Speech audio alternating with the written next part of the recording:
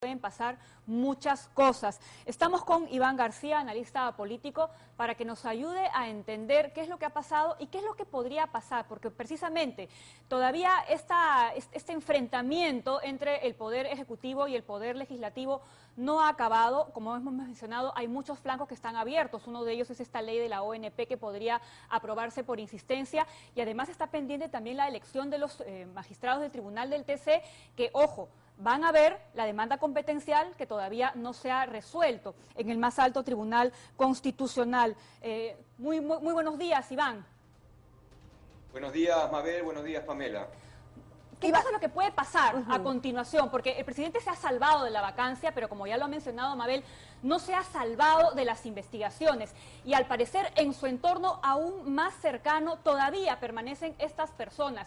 Uno podría decir que Vizcarra es víctima de su entorno o es el responsable de justamente todo lo que está ocurriendo a su alrededor.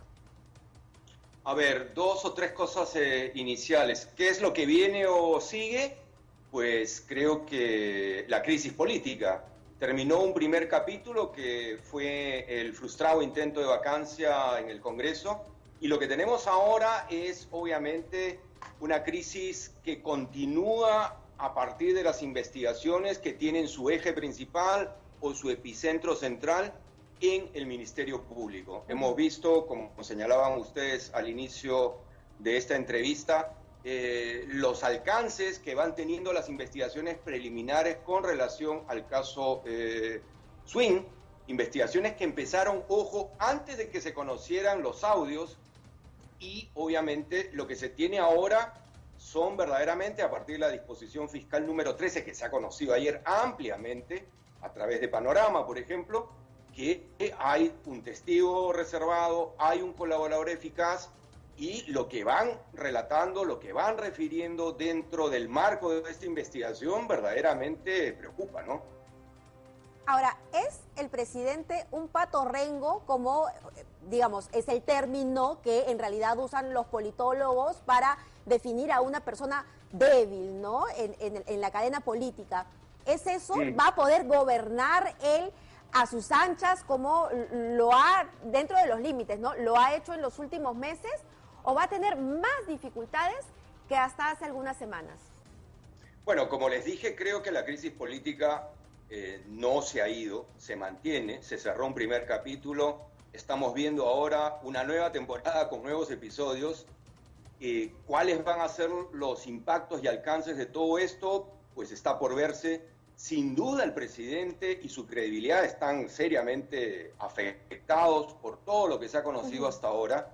El término pato rengo o lame duck en inglés suele usarse en la política norteamericana, y evidentemente alude al hecho de que estamos ante un mandatario, un jefe de Estado que se encuentra debilitado, desgastado, en particular y en concreto, en este caso, con una credibilidad en específicamente el presidente Vizcarra, que se encuentra gravemente afectada y que hasta el momento no ha sido revertida, pese a haber tenido el presidente Vizcarra las oportunidades, en particular una última, como fue su concurrencia al hemiciclo para dar cuenta antes de que se iniciara el debate sobre el pedido de vacancia. Ahora, no hemos escuchado hasta el momento, termino con esto, ninguna explicación satisfactoria de parte del presidente que despeje la cantidad de sospechas y dudas que hay alrededor de este caso. Y mientras no lo haga, Iván, mientras no dé estas explicaciones que son tan necesarias y que la misma opinión pública le exige, esta imagen va a ir decayendo cada vez más, teniendo en cuenta que él se apoya muchísimo, ¿no?, en las encuestas, en lo que dice la opinión pública respecto a él. Es decir, una cosa es lo que pueda pasar de cara al Congreso de la República y otra cosa es su imagen de cara a la opinión pública.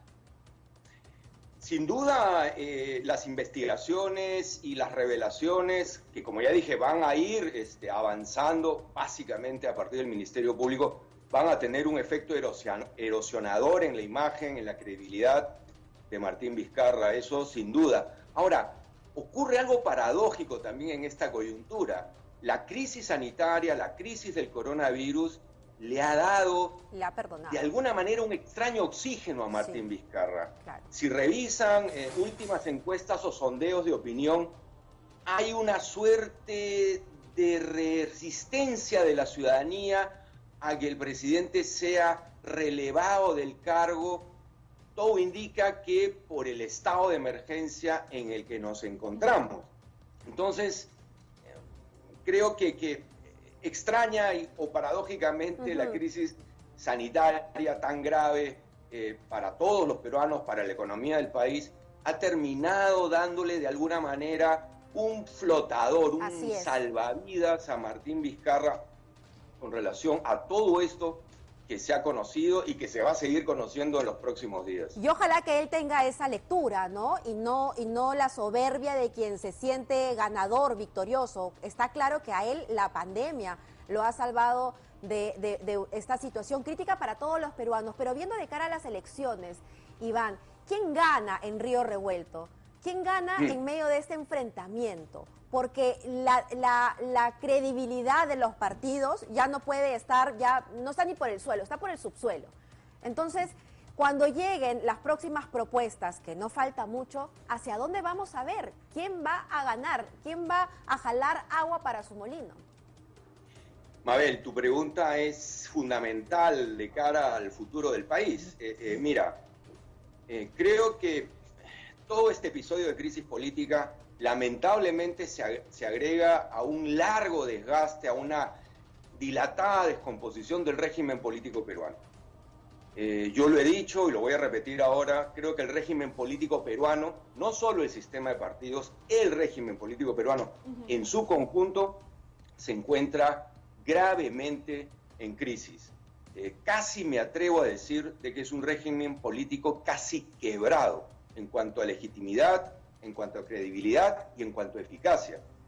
Y es en esas condiciones que estamos yendo a las elecciones de abril de 2021. Y eso es sumamente peligroso porque evidentemente se abren las puertas para candidaturas, propuestas de lo más disparatadas, populistas, y que obviamente no es lo que necesita el país. Evidentemente, la reforma política que se trató de impulsar y de sacar adelante no ha podido avanzar de manera integral para hacer los cambios mínimos necesarios que le permitieran a este régimen político tan desgastado, tan golpeado por ejemplo, el caso Lavajato, la megacorrupción, ¿no es cierto?, alrededor de Odebrecht y otras empresas. Digo, este régimen político no ha podido sacar las reformas fundamentales que necesitaba para regenerarse. Y es en esas condiciones que lamentablemente vamos a ir a las elecciones de abril. Ya vimos en enero de este año lo que significó ir a un proceso electoral sin cambios fundamentales y el resultado lo vemos en el hemiciclo. Ahora, pero si bien es cierto que Vizcarra se ha salvado de esta vacancia, todavía hay un tema pendiente en el Tribunal Constitucional, que es la demanda competencial. Es decir, la posibilidad de que el presidente Martín Vizcarra, en el estado en el que se encuentra, que tú ya lo has descrito, de debilidad, enfrente una nueva vacancia, todavía existe. Es decir, el Congreso todavía tiene esa sartén por el mango. Sí, la puerta está abierta, sin duda, para la eventualidad de un segundo pedido de vacancia. Evidentemente, no podría tramitarse en el Congreso por los mismos hechos que ya fueron votados en la jornada del viernes. Tendrían que ser por motivos distintos, por evidencias distintas, cosa que hasta el momento no hemos visto, pero evidentemente la puerta está abierta. Ustedes como yo y como todos, creo que tenemos claro que en el escenario de la política, en el Perú nada está descartado. Y evidentemente eso es algo que está por verse. Ahora, yo personalmente presiento que el Congreso de momento va a medir mejor y va a, digamos, sopesar mejor el escenario que tiene con relación al presidente. Lo del Tribunal Constitucional sí es importante porque es una cuestión de fondo que tiene que ver con este tema de la causal de incapacidad moral permanente, que creo que está muy bien que se revise de una buena vez por todas. Pero, creo que es una causal que necesita precisiones y necesita ser fijada de una manera mucho más clara de aquí en adelante. Creo que esa es una labor importante desde el tema jurisprudencial. Pero, Iván, ¿a qué te refieres con otro tipo de relación que el Congreso tendría con el Ejecutivo? Porque hay una serie de leyes, de proyectos de leyes que se están trabajando que van a colisionar con la Constitución y, por supuesto, con el Ejecutivo. Entonces, yo creo que el enfrentamiento ya se va a dar en otros términos. Sí, yo cuando decía que el Congreso va a sopesar o va a medir mejor su relación con relación al Ejecutivo, estaba pensando obviamente en este escenario de vacancia que hemos dejado atrás, centrado en la figura presidencial.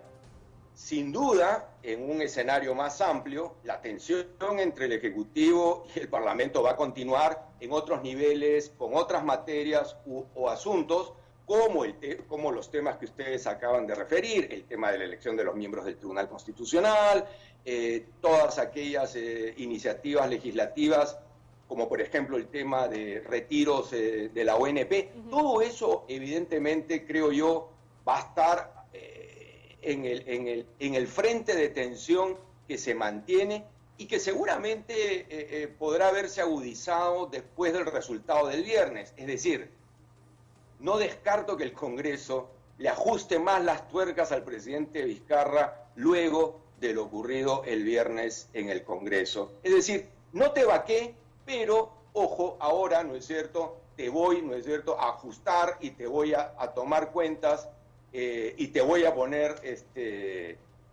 la cancha como creo yo y no como tú quieres. Te voy a promulgar las leyes que tú no quieres.